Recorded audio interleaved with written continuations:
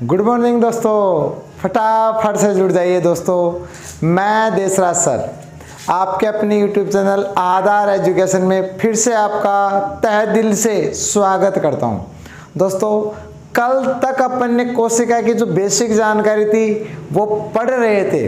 अब देखिए दोस्तों, आज अपन जो कोशिका है उस कोशिका की उत्पत्ति के आधार पर कोशिका को कितने भागों में बांटा, कैसे हुई, इसके मामले में आज अपन बारी बारी से जानकारी पढ़ेंगे। तो देखिए दोस्तों, ज्यादा से ज्यादा वीडियो को लाइक कीजिए, शेयर कीजिए, सब्सक्राइब कीजिए और दोस्तों ध्यान रखना, आपके दोस्तों तक भेजना नहीं भूले। क्या पता दोस्तों कि इसमें कोई ऐसा क्वेश्चन फंस जाए वही एग्जाम में आ जाए, इसलिए दोस्तों कह रहा हूं वीडियो तो को अंत तक देखना नहीं भूले। अब दोस्तों बिगर समय लिए हुए आज अपन चलते हैं दोस्तों कोशिका की उत्पत्ति। अब देखिए दोस्तों, जो कोशिका की उत्पत्ति के बारे में मैं जितने भी आपको सिद्धांत पढ़ाऊंगा एक एक दोस्तों ध्यान रखना, नोटबुक साथ रखिएगा और दोस्तों हाथों हाथ छाप लीजिएगा। क्यों? क्योंकि दोस्तों मैं आपके लिए जो लेके आ रहा हूं दोस्तों, ध्यान रखना, आपको किताबों में मिलेगा लेकिन आपके समझ में नहीं आएगा। और दोस्तों कई जगह हो सकता है आपका पढ़ा हुआ होगा या नहीं पढ़ा हुआ होगा। तो दोस्तों जितना ज्यादा आप हार्ड वर्क करोगे दोस्तों, अपने हाथों से लिखोगे दोस्तों, ध्यान रखना जो स्क्रीनशॉट लेते हैं दिमाग से निकल जाएगी। दोस्तों यदि आप साथ के साथ लिखते जा रहे हो तो दोस्तों कन्फर्म है आपके माइंड में 20% तो रहेगी। इसलिए कहता हूं जब भी साइंस की क्लास स्टार्ट हो सभी अपने हाथ में नोटबुक लेके बैठिएगा बेटा। अब देखिए बेटा, आगे चलते हैं अपने कोशिका की उत्पत्ति के बारे में। तो ध्यान रखना, वीडियो को ज्यादा से ज्यादा शेयर कर दीजिए दोस्तों, ताकि कोई मित्र इससे छूट नहीं जाए। अब देखिए दोस्तों, आगे आज अपन पढ़ेंगे कोशिका की उत्पत्ति। तो दोस्तों उत्पत्ति के आधार पर, किसके आधार पर है? उत्पत्ति के आधार पर कोशिका, उत्पत्ति के आधार पर कोशिका। अब देखिए दोस्तों, उत्पत्ति के आधार पर आज अपन जो पढ़ रहे हैं कोशिका, ये इसमें क्या समझाने जाएंगे। अब देखिए दोस्तों, उत्पत्ति के आधार पर कोशिका को दो भागों में डिवाइड किया है। कितने भागों में डिवाइड किया है? दो भागों में डिवाइड किया है। और ये दो भाग है दोस्तों, ये कौन कौन से हैं? इधर देखिए दोस्तों, एक एक भाग की बड़ी, अगर एक भाग आपको याद है तो दूसरा स्वतः याद हो जाएगा और बड़ी गहराई से जानकारी पढ़ेंगे। तो दोस्तों उत्पत्ति के आधार पर कोशिका को दो भागों में डिवाइड किया है। पहला भाग वो है प्रोकैरियोटिक। कौन सा है? प्रोकैरियोटिक। कौन सा भाग है दोस्तों? प्रोकैरियोटिक। और दूसरा जो भाग है दोस्तों वो है यूकैरियोटिक। कौन सा है? यूकैरियोटिक। तो दो भाग हो गए, एक तो हो गया प्रोकैरियोटिक, एक हो गया यूकैरियोटिक। तो दोस्तों कोशिका को कितने भागों में विभाजित किया उत्पत्ति के आधार पर? कोशिका को उत्पत्ति के आधार पर दो भागों में डिवाइडेड किया, एक हो गया प्रोकैरियोटिक, एक हो गया यूकैरियोटिक। अब इन दोनों के बारे में अपन बड़ी गहराई से जानकारी पढ़ेंगे। बोला सर प्रोकैरियोटिक तो क्या है और यूकैरियोटिक क्या है? अब देखिए दोस्तों, या फिर इन्हें दो भागों में से डिवाइड कर दीजिए। क्यों? दोनों के भाग, दोनों के पार्टीशन अलग अलग होंगे और दोनों का कार्य भी अलग अलग होगा। अब देखिए दोस्तों, जो प्रोकैरियोटिक है उसकी जानकारी अपन पढ़ते हैं। इधर देखिए दोस्तों, इसमें आदिम बोले तो दोस्तों जो प्रोकैरियोटिक उसमें पढ़ा रहा हूं, आदिम को अपन बोलते हैं पुराना। आदिम को अपन क्या बोलते हैं? पुराना। इसमें आदिम प्रकार का किसमें दोस्तों? प्रोकैरियोटिक में। इसमें आदिम को अपन क्या बोलेंगे? पुराना। इसमें आदिम प्रकार का आनुवांशिक पदार्थ पाया जाता है। आनुवांशिक बोले तो डीएनए या आरएनए। तो इसमें आनुवांशिक पदार्थ पाया जाता है। कौन से प्रकार का? आदिम को अपन क्या बोलते हैं दोस्तों? पुराना। इसमें आदिम प्रकार का आनुवांशिक पदार्थ पाया जाता है, इसलिए इसे आदिम कोशिका कहते हैं। इसलिए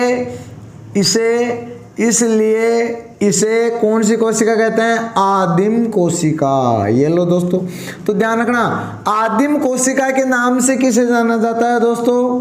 किसे जाना जाता है? प्रोकैरियोटिक को। आदिम कोशिका कहते हैं। तो प्रोकैरियोटिक को आदिम नाम से जाना जाता है। अब देखिए दोस्तों, इस प्रोकैरियोटिक में जो आनुवांशिक होते हैं पदार्थ, जितने भी पुराने आनुवांशिक पदार्थ है वो किस में पाए जाते हैं दोस्तों? प्रोकैरियोटिक में। अब देखिए दोस्तों, जो यूकैरियोटिक है इसमें क्या होगा?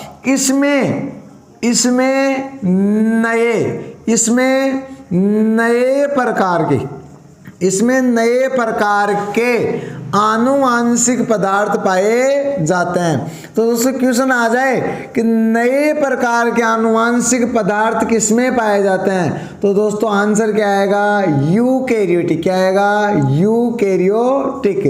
इधर देखिए दोस्तों, दोनों में डिफरेंट, अगर दोस्तों आपको एक पता है तो दूसरे का आप स्वतः ही कर सकते हो। इसमें आदिम या पुराने प्रकार के आनुवांशिक पदार्थ पाए जाते हैं। तो दोस्तों इसमें कौन से प्रकार के पाए गए? नए प्रकार के। कौन से प्रकार के पाए गए? नए प्रकार के। अब देखिए दूसरा, इस प्रोकैरियोटिक, इसमें नाभिक नहीं पाया जाता, नाभिक नहीं पाया जाता। अब इधर देखिए दोस्तों, जो प्रोकैरियोटिक कोशिका होती है, क्योंकि उत्पत्ति के आधार पर अपन ने कोशिका को कितने भागों में डिवाइड कर दिया? 2 भागों में। इसके अंदर क्या नहीं पाया जाता? नाभिक नहीं पाया जाता। नाभिक नहीं पाए जाने के कारण इसलिए इसे क्या कहते हैं दोस्तों? अकेंद्रीय। इसलिए इसे अकेंद्रीय कोशिका भी कहते हैं। अकेंद्रीय क्या बोलेंगे? कोशिका। तो दोस्तों इसके कितने नाम आ गए? 2 नाम आ गए। देखो पहला जो नाम आया दोस्तों, पहला जो नाम आया आदिम कोशिका। आदिम कोशिका क्यों कहते हैं ये मैं आपको बता चुका। दूसरा नाम आया अकेंद्रीय कोशिका, ये क्यों कहते हैं ये भी बता चुका। अब इसका उल्टा हो जाएगा दोस्तों यूकैरियोटिक में। देखिए इसमें नाभिक पाया जाता है, इसमें नाभिक पाया जाता है, अर्थात केंद्रक पाया जाता है। तो नाभिक पाया जाता है दोस्तों। नाभिक पाए जाने के कारण इसलिए इसे कौन सी कोशिका कहेंगे दोस्तों? केंद्रीय कोशिका। कौन सी? केंद्रीय कोशिका या केंद्रीय कोशिका कहते हैं। अभी तो देखिए दोस्तों, दोनों में क्या डिफरेंस हुआ। अब दोस्तों इस जिसमें नाभिक पाया जाता है उसे तो केंद्रीय कोशिका कहते हैं, और जिसमें नहीं पाया जाता उसे क्या कहते हैं? अकेंद्रीय। तो अर्थात यूकैरियोटिक के अंदर तो नाभिक पाया जाता है, और दोस्तों प्रोकैरियोटिक है इसके अंदर नाभिक नहीं पाया जाता। ये दोस्तों इसकी उत्पत्ति के आधार पर दोनों में भिन्नता बता रहे हैं कि उत्पत्ति के आधार पर कोशिका कितने प्रकार की थी? 2 प्रकार की, प्रोकैरियोटिक और यूकैरियोटिक। दोनों में डिफरेंस क्या क्या है? दोनों में डिफरेंस क्या क्या है? अब देखिए दोस्तों तीसरा डिफरेंस, तीसरा है इसके गुणसूत्र। कौन से दोस्तों? गुणसूत्र। इसके गुणसूत्र में क्या दोस्तों? डीएनए पाया जाता है। इसके गुणसूत्र में क्या पाया जाता है? डीएनए पाया जाता है। इसलिए दोस्तों इसके गुणसूत्र में डीएनए पाया जाता है तथा दोस्तों लेकिन हिस्टोन नामक प्रोटीन का अभाव होता है। इसके गुणसूत्र में डीएनए तो पाया जाता है तथा हिस्टोन नामक प्रोटीन का अभाव है, तथा हिस्टोन प्रोटीन का अभाव होता है। हिस्टोन प्रोटीन का अभाव होता है। इधर देखिए दोस्तों, जो अपन दोनों में डिफरेंस पढ़ रहे हैं, इसमें डीएनए तो पाया जाएगा, किसमें? प्रोकैरियोटिक में, लेकिन हिस्टोन नामक प्रोटीन का अभाव बोले तो कमी। क्योंकि दोस्तों जब आपने गुणसूत्र पर, जब आप कोशिका में गुणसूत्र पढ़ोगे वहां मैं बताऊंगा जो गुणसूत्र होते हैं उसमें क्रोमेटिन धागे होते हैं और उनमें आनुवांशिक पदार्थ डीएनए, आरएनए व हिस्टोन प्रोटीन पाई जाती है। तो दोस्तों डीएनए तो है लेकिन कौन सी प्रोटीन का अभाव है? हिस्टोन प्रोटीन का अभाव होता है। अब देखिए दोस्तों, इसमें इसके गुणसूत्र में डीएनए तथा स्टोन प्रोटीन पाई जाती है। इसके जो गुणसूत्र है दोस्तों, उसमें तो दोस्तों दोनों ही पाई जाती है। किसमें? यूकेरियोटिक में डीएनए भी पाया जाता है और हिस्टोन नामक प्रोटीन भी पाई जाती है। तो देखिए दोस्तों, जो अपन उत्पत्ति के आधार पर कोशिका पढ़ रहे हैं, लग रहा होगा किसी को दोस्तों कि सर ये क्या पढ़ा रहे हो, लेकिन दोस्तों जब तक उत्पत्ति के आधार पर यदि आप कोशिका को नहीं जान पाओगे, जब तक कोशिका को आप गहराई से नहीं पढ़ पाओगे, जब तक कोशिका के क्वेश्चन नहीं दे पाओगे। अब इधर देखिए दोस्तों, जो उत्पत्ति के आधार पर अपन पढ़ रहे थे, दो प्रकार के हो गए थे। तो अब देखिए प्रोकैरियोटिक और यूकैरियोटिक, इन दोनों में डिफरेंस क्या क्या है। पहला डिफरेंस क्या है, इसमें आदिम प्रकार का आनुवंशिक पदार्थ पाया जाता है, जबकि यूकैरियोटिक में नहीं पाया जाता। इसमें नाभिक नहीं पाया जाता, जबकि यूकैरियोटिक में पाया जाता है। इसलिए इसे अकेंद्रीय कोशिका कहते हैं, इसे केंद्रीय कोशिका कहते हैं। इसके गुणसूत्र में डीएनए तो पाया जाएगा, लेकिन हिस्टोन नामक प्रोटीन का क्या होगा? अभाव होगा। जबकि इसमें डीएनए प्लस हिस्टोन नामक दोनों ही प्रोटीन पाई जाएगी। अब देखो दोस्तों, इसके आगे इन दोनों की अलग अलग दोस्तों भिन्नताएं पढ़ते जा रहे हैं। आप इसका स्क्रीनशॉट ले लीजिए। अब देखिए दोस्तों, आगे अपन इसमें जो पढ़ेंगे दोस्तों, वो कौन कौन सी भिन्नताएं पढ़ेंगे दोस्तों। यदि दोस्तों आपको इसकी सभी भिन्नताएं ध्यान है, तो ध्यान रखना आप कभी भी कोशिका गलत नहीं करके आओगे। ध्यान रखने की बात है दोस्तों, कभी भी आपका जो कोशिका है दोस्तों वो गलत नहीं होगा।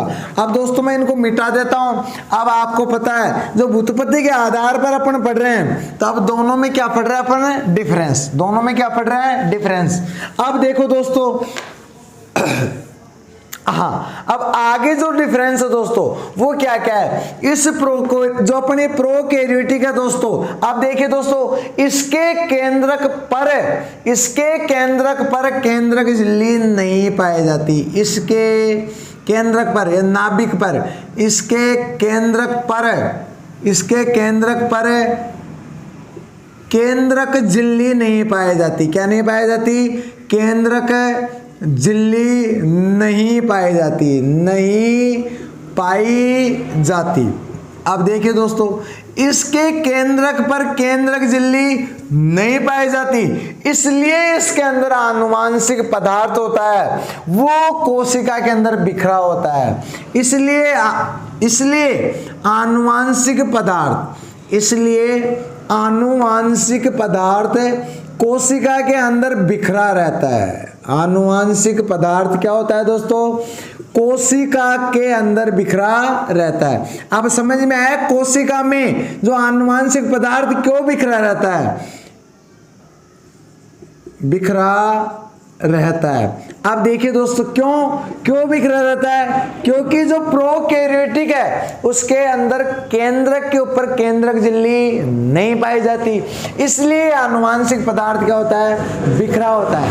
अब आगे देखिए, इस यूकैरियोटिक में इसके केंद्रक पर केंद्रक झिल्ली पाई जाती है। इसके केंद्रक पर कौन सी झिल्ली? केंद्रक झिल्ली पाई जाती है। अब देखिए दोस्तों, ये केंद्रक झिल्ली है, ये पाई जाती है, इसलिए इसमें आनुवांशिक पदार्थ एक जगह इकट्ठा होता है।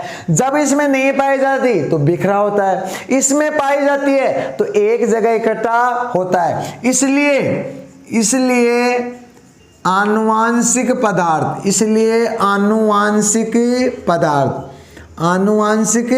पदार्थ इकट्ठा होता है। आनुवांशिक पदार्थ क्या होता है दोस्तों? इकट्ठा होता है। अब देखिए दोस्तों, जब उसके अंदर झिल्ली नहीं पाई जाती तो बिखरा होता है, इसके अंदर पाई जाती है तो एक जगह इकट्ठा होता है। अब देखिए दोस्तों, इसमें प्रोकैरियोटिक, इसमें 70S प्रकार के अभी किसी के दिमाग में आ रहा होगा, बोला 70S क्या है? एस दोस्तों इसको बोलते हैं, एक इकाई है, इसको कहते हैं स्वेद वर्ग यूनिट। एस को क्या बोलते हैं? स्वेद वर्ग यूनिट। एस को क्या बोलेंगे, श्वेत वर्ग यूनिट।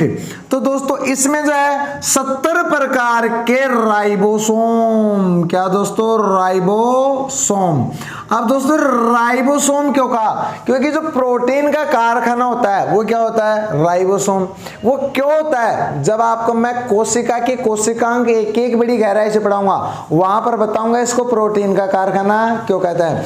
तो इसमें 17 प्रकार के राइबोसोम पाए जाते हैं। कितने प्रकार के, 17 प्रकार के राइबोसोम पाए जाते हैं। जबकि दोस्तों यूकैरियोटिक में, किसमें, यूकैरियोटिक में, इसमें 80 प्रकार के, कितने, 80। एस का जान गए ना, एस दोस्तों इसकी इकाई है, एस क्या है, इसकी इकाई है। एस को बोलते हैं श्वेत वर्ग यूनिट। 80 प्रकार के राइबोसोम पाए जाते हैं। क्या पाए जाते हैं, राइबोसोम पाए जाते हैं। अब देखिए दोस्तों ये अपन इनके एक एक जो डिफरेंस पढ़ रहे हैं, सभी डिफरेंस बड़े महत्वपूर्ण हैं। इसमें कितने प्रकार के दोस्तों, 70 प्रकार के, जबकि इसमें कितने प्रकार के, 80 प्रकार के। अगला है जो दोस्तों वो क्या है, इसमें ऊर्जा देने वाला अंग, किसमें दोस्तों, प्रोकैरियोटिक, इसमें ऊर्जा देने वाला अंग, इसमें ऊर्जा देने वाला अंग मीजोसोम पाया जाता है। कौन सा, मीजोसोम, मीजोसोम पाया जाता है, मीजोसोम पाया जाता है। इधर देखिए दोस्तों, जो प्रोकैरियोटिक कोशिका होती है उसको ऊर्जा कौन देगा, मीजोसोम। कौन देगा, मीजोसोम। जबकि दोस्तों इसमें ऊर्जा देने वाला, इसमें ऊर्जा देने वाला अंग, इसमें ऊर्जा देने वाला अंग दोस्तों होता है माइटोकॉन्ड्रिया। क्या होता है दोस्तों, माइटोकॉन्ड्रिया, माइटोकॉन्ड्रिया। अब देखिए दोस्तों इस माइटोकॉन्ड्रिया को कोशिका का पावर हाउस बोलते हैं। क्या बोलते हैं, पावर हाउस, शक्ति ग्रह। अब शक्ति ग्रह क्यों कहते हैं दोस्तों, ये आपको जब मैं माइटोकॉन्ड्रिया कोशिकांग पढ़ाऊंगा वहां बड़ी गहराई से समझाऊंगा। क्योंकि ग्लूकोज में, ग्लूकोज के अणु टूटने पर दोस्तों वहां पर एटीपी का निर्माण होता है। वो कैसे हुआ, कितने एटीपी का होगा, एटीपी को बोलते हैं एडेनोसिन ट्राइफॉस्फेट, या अपनी भाषा में बोल देंगे ऊर्जा के बंडल। तो इसलिए इस माइटोकॉन्ड्रिया को कोशिका का पावर हाउस कहते हैं, या क्या कहते हैं, शक्ति ग्रह। तो इसको ऊर्जा देने वाला अंग कौन होता है दोस्तों, माइटोकॉन्ड्रिया होता है। कौन होता है, माइटोकॉन्ड्रिया होता है। अब देखिए दोस्तों जो क्या होता है इसके अंदर क्या होता है दोस्तों, अब देखिए इसमें किसमें, प्रोकैरियोटिक में। दोस्तों प्रोकैरियोटिक में ध्यान रखना, प्रोकैरियोटिक के अंदर क्या होता है दोस्तों, प्रोकैरियोटिक के अंदर झिल्ली युक्त कोशिकांग नहीं होते। प्रोकैरियोटिक में क्या होता है दोस्तों, झिल्ली युक्त कोशिकांग नहीं पाए जाते। किसमें दोस्तों, प्रोकैरियोटिक में। तो इसमें झिल्ली युक्त कोशिकांग नहीं पाए जाते, झिल्ली युक्त कोशिकांग नहीं पाए जाते।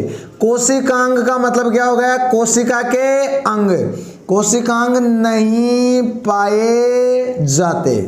अब देखिए दोस्तों इसके अंदर जो झिल्ली युक्त कोशिकांग नहीं पाए जाते, जबकि दोस्तों इसमें झिल्ली युक्त कोशिकांग पाए जाते हैं। झिल्ली युक्त कोशिकांग पाए जाते हैं। कोशिकांग का मतलब हो गया कोशिका के अंग, कोशिकांग पाए जाते हैं।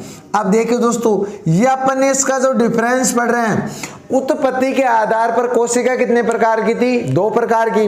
अब इन दोनों में जो अपन अंतर पढ़ रहे हैं, ध्यान रखना दोस्तों, ये अंतर किसी को बुरे लग रहे होंगे, लेकिन दोस्तों ये मेरा वादा है, अगर ये सभी को अंतर आ गए तो कोशिका से आपको एक भी क्वेश्चन रहने की संभावना नहीं होगी। ये मेरा वादा है दोस्तों। और ज्यादा से ज्यादा शेयर कीजिए, सब्सक्राइब कीजिए, लाइक कीजिए दोस्तों। अब देखिए दोस्तों, दो प्रकार से अपन ने बांटा इनको। तो इसमें केंद्र पर केंद्र की झिल्ली नहीं पाई जाती, जबकि यूकेरियोटिक के अंदर पाई जाती है। आनुवांशिक पदार्थ इसमें बिखरा होता है, इसमें एक जगह इकट्ठा होता है। इसमें 17 प्रकार के राइबोसोम पाया जाता है।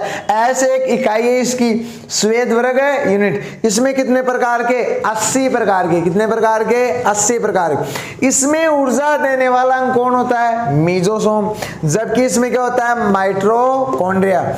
इसमें झिल्ली कोशिकांग नहीं पाए जाते, जबकि यूकेरियोटिक में झिल्ली कोशिकांग पाए जाते हैं। अब दोस्तों आप सभी इसका स्क्रीनशॉट ले लीजिए। इसके बाद नेक्स्ट चलते हैं अन्य जो डिफरेंस है दोस्तों। हाँ जी, अब देखिए दोस्तों, जो इन दोनों के जो डिफरेंस है वो अपन बार बार पढ़ रहे थे, और बार बार पढ़ने पर दोस्तों आपको ये भी वाकिफ करवाऊंगा कि इसके उदाहरण क्या क्या है। बोला सर यूकेरियोटिक कोशिका किसमें होती है, प्रोकैरियोटिक कोशिका किसमें होती है, और ये कैसे कैसे होते हैं, कैसे नहीं होते, किसमें पाए जाते हैं, किसमें नहीं पाए जाते हैं। अब देखिए दोस्तों, इसके बाद जो अपन पढ़ने जा रहे हैं वो पढ़ेंगे दोस्तों इस प्रोकैरियोटिक के उदाहरण, प्रोकैरियोटिक के एग्जाम्पल, और इधर पढ़ेंगे अपन यूकैरियोटिक के एग्जाम्पल। अब देखिए दोस्तों, जो प्रोकैरियोटिक के उदाहरण है, जो प्रोकैरियोटिक की पालना कर रहे हैं, जो मैंने बताया भाई केंद्रक झिल्ली नहीं पाई जाती, उनमें नाभिक नहीं पाया जाता। अब देखिए उसके उदाहरण, साइनोबैक्टीरिया। क्या हो गया? साइनोबैक्टीरिया। दोस्तों साइनोबैक्टीरिया है, इसे अपन बोलते हैं नील हरित शैवाल, या नील हरित शैवाल। ये लो, नील हरित शैवाल। तो ये किसका उदाहरण है दोस्तों? प्रोकैरियोटिक। जो नील हरित शैवाल होते हैं दोस्तों, ये साइनोबैक्टीरिया होते हैं। ना तो उनमें नाभिक पाया जाता, ना उनके केंद्रक पर केंद्रक झिल्ली पाई जाती, और उनको ऊर्जा देने वाला कौन होता है? मीजोसोम। उसी प्रकार दोस्तों इसका दूसरा उदाहरण है माइक्रोप्लाज्मा। माइक्रोप्लाज्मा। और दोस्तों माइक्रोप्लाज्मा ये मैंने आपको कल बताया था, कल अपन ने बताया था कि जो हमारे सजीव जगत की सबसे छोटी जो इकाई होती है वो कौन सी, जो सबसे छोटी कोशिका है वो कौन सी थी? माइक्रोप्लाज्मा। सबसे बड़ी क्या थी? शुतुरमुर्ग का अंडा। उसी प्रकार यूकैरियोटिक के उदाहरण देखते हैं दोस्तों। इसमें आएगा तंत्रिका कोशिका। कौन सी कोशिका? तंत्रिका कोशिका। दोस्तों तंत्रिका कोशिका ये सभी यूकैरियोटिक की पालना करते हैं। या इसमें आएगी कप्फर कोशिका। कौन सी कोशिका? कप्फर कोशिका। ये लो दोस्तों, इसके अंदर दोस्तों कप्फर कोशिका आ गया। इसमें दोस्तों पादप आ गए। क्या आ गए दोस्तों? पादप आ गए। इसमें जीव जंतु आ गए। क्या आ गए दोस्तों? जीव जंतु आ गए दोस्तों। और इसके अंदर रक्त कोशिकाएं आ गई। क्या आ गए दोस्तों? रक्त कोशिकाएं आ गई। अब दोस्तों ये सभी किसके उदाहरण हैं दोस्तों? यूकैरियोटिक के। क्योंकि जो यूकैरियोटिक की पालना कर रहा है वो तंत्रिकाएं हो गए, कप्फर हो गए, पादप हो गए, जीव जंतु हो गए, रक्त कोशिकाएं। और दोस्तों जो प्रोकैरियोटिक के कर रहे हैं वो साइनोबैक्टीरिया, नीले हरित शैवाल, माइक्रोप्लाज्मा, और लिखे तो दोस्तों लिख दो वायरस। क्या लिख दो? वायरस। या फिर लिख दो बैक्टीरिया। क्या लिख दो? बैक्टीरिया। बैक्टीरिया को अपन क्या बोलते हैं दोस्तों? जीवाणु। बैक्टीरिया को अपन क्या बोलते हैं? जीवाणु। तो जीवाणु में कौन सी कोशिका? प्रोकैरियोटिक कोशिका। जबकि दोस्तों मानव में, पादप में, इनमें कौन सी कोशिका? यूकैरियोटिक कोशिका। अब दोस्तों इसका स्क्रीनशॉट ले लीजिए। इसके बाद अपना पढ़ते हैं दोस्तों कोशिका। अब देखिए दोस्तों, जो कोशिका की निम्न जानकारी, एक एक जानकारी मैं आपको बारी बारी से बता रहा हूं दोस्तों। हाँ, अब देखिए दोस्तों, इसके बाद अपन क्या पढ़ रहे हैं? कोशिका। अब देखिए जो मानव कोशिका है वो पढ़ रहे हैं दोस्तों, और इस मानव कोशिका को समझने का प्रयास कीजिए। ये लिख दिया दोस्तों कोशिका। कोशिका को अपन ने क्या कहा? सेल। क्या कहा दोस्तों? सेल। अब देखिए दोस्तों, सेल, शरीर की सबसे बड़ी कोशिका कौन सी होती है दोस्तों? तो शरीर का मतलब मानो हो गया शरीर की सबसे बड़ी कोशिका, सबसे बड़ी सेल। अब दोस्तों जो शरीर की सबसे बड़ी कोशिका होती है वो होता है अंडाणु। क्या होती है दोस्तों? अंडाणु। क्या हो गया? अंडाणु। और दोस्तों अंडाणु जो शरीर की सबसे बड़ी कोशिका है ये किस में पाई जाती है दोस्तों? मादा में। किस में पाई जाती है? मादा में। तो शरीर की सबसे बड़ी कोशिका पूछ ले तो आंसर क्या करके आना? अंडाणु। यदि दोस्तों दूसरा क्वेश्चन आ जाए शरीर की सबसे छोटी तो दोस्तों आंसर क्या आएगा? सबसे छोटी सेल पूछ ले तो आंसर आएगा दोस्तों शुक्राणु। क्या आएगा दोस्तों? शुक्राणु। और ये शुक्राणु किस में पाए जाते हैं? पुरुष में। किस में पाए जाते हैं? पुरुष में। अब देखिए दोस्तों शरीर की सबसे बड़ी तो क्या हो गई? अंडाणु। सबसे छोटी क्या हो गई? शुक्राणु। अब किसी के दिमाग में है बोला सर शरीर की सबसे लंबी कोशिका, सबसे लंबी। तो दोस्तों यदि लंबी सेल पूछे आपसे तो दोस्तों लंबी सेल करके आना न्यूरॉन। क्या करके आना? न्यूरॉन। और दोस्तों न्यूरॉन ऑप्शन में नहीं मिले तो न्यूरॉन से क्या बना होता है? तंत्रिका तंत्र, नर्वस सिस्टम। न्यूरॉन हमारी बॉडी के सबसे लंबी कोशिका होती है दोस्तों, क्योंकि लगभग 100 अरब न्यूरॉन या केशिकाओं से मिलकर दोस्तों तंत्रिका तंत्र का निर्माण हुआ है, लगभग। अब देखिए दोस्तों अगर क्वेश्चन आ जाए कि विभाजन रहित कोशिका, विभाजन रहित, तो दोस्तों कौन सी कोशिका होती है जो विभाजन रहित होती है? और वो आएगा आंसर न्यूरॉन। क्या आएगा दोस्तों? आंसर है न्यूरॉन। क्योंकि दोस्तों आपने देखा होगा जैसे हमारे सिर में चोट लगी, सिर में क्या लगी? चोट। अगर ऊपरी चोट लग रही है तब भी हमारी कोई फर्क नहीं पड़ता, थोड़ी और अंदर गहरी लगी तब भी हमारे छोटा मोटा ट्रीटमेंट करने से इलाज हो जाता है। यदि दोस्तों जाकर मेरा सिर किसी में घुस ही गया, अंदर ही चला गया, आ गया बड़े पेट में, तो दोस्तों ध्यान रखना सिर के आंतरिक न्यूरॉन मतलब तंत्रिका तंत्र न्यूरॉनों को क्या आ जाएगी? चोट आ जाएगी। न्यूरॉनों को चोट आ जाएगी, विभाजन रहित हो जाएंगे दोस्तों। तो तभी तो दोस्तों हमारी पूरी बॉडी में सबसे जो देरी से घाव बढ़ता है वो काई में बढ़ता है दोस्तों? सिर में। काई में बढ़ता है? सिर में। तो तेज विभाजन वाली कोशिका दोस्तों, क्वेश्चन आ गया तेज विभाजन सेल, तो दोस्तों सबसे तेज विभाजन होता है वो होता है लिवर में। किस में होता है? लिवर में। या अपन इसे क्या कह सकते हैं? यकृत। तो दोस्तों देखा होगा कि हमारा जो लिवर है, लिवर के अंदर सर्वाधिक घाव बढ़ने की क्षमता किस में होती है? लिवर में होती है दोस्तों। क्यों? क्योंकि सबसे तेज विभाजन कौन सी कोशिका होती है? लिवर होती है। और दोस्तों विभाजन रहित, जिसका विभाजन नहीं होता, तभी तो आपने देखा होगा कि दोस्तों जब कभी व्यक्ति का एक्सीडेंट होता है, सिर में चोट आ जाती है, 2 दिन 5 दिन 10 दिन दोस्तों वो उसको अस्पताल में एडमिट करके और दोस्तों उसको आईसीयू में डाल देते हैं। 5-7 दिन बाद पता चलता है कि दोस्तों उसका ब्रेन काम करना, वो कोमा में चला जाता है। और कुछ दिन बाद पता चलता है कि उसकी क्या हो जाती है? मृत्यु हो जाती है। उसका कारण है दोस्तों, आज तक आपने नहीं जाना होगा, लेकिन जान लेना कि विभाजन रहित कोशिका होती है वो क्या होता है? न्यूरॉन। और न्यूरॉन बोले तो तंत्रिका तंत्र, नर्वस सिस्टम। तभी तो दोस्तों हमारे सिर के अंदर घाव बड़ी देरी से बढ़ता है। और सबसे फटाफट विभाजन होने वाली क्या होती है? लिवर। तो दोस्तों यदि आप अपने लिवर को, यकृत को, या इसे कहते हैं दोस्तों जिगर, क्या बोलते हैं? जिगर। इसे कहते हैं दोस्तों कलेजा। क्या बोलते हैं? कलेजा। यदि आप अपने जिगर को काट दोगे, लिवर को काट दोगे, तो दोस्तों सबसे पहले जो हमारी बॉडी में घाव भरेगा वो कौन भरेगा? लिवर। क्योंकि सबसे तेज विभाजन किस में होता है दोस्तों? लिवर के अंदर। अब दोस्तों आज अपन ने जो इतना पढ़ा दोस्तों, इसके बाद कल ध्यान रखना दोस्तों, कोई भी गलती से वीडियो को देखना मत भूल जाना। कल दोस्तों मैं आपको पढ़ाऊंगा कोशिका। जो कोशिका बनी है वो किन किन से बनी है दोस्तों। कोशिका कितने भागों में विभाजित किया है? 2 भागों में, एक तो झिल्लियों में, एक क्या है दोस्तों जीव द्रव्य में। अब आपको पढ़ाऊंगा झिल्लियों को भी कितने भागों में? 2 भागों में, एक तो कोशिका भित्ति, एक कोशिका झिल्ली। इस जीव द्रव्य को भी 2 भागों में डिवाइड किया है, एक तो केंद्रक में, अरे क्या है दोस्तों कोशिका द्रव्य में। किसमें क्या है? कोशिका द्रव्य, ये इसको आप कोशिकांग भी कह सकते हैं। तो इसकी जो जानकारी है दोस्तों ये अपने नेक्स्ट वीडियो में पढ़ेंगे। ठीक है दोस्तों, अब मिलते हैं ब्रेक के बाद कल। राम राम दोस्तों।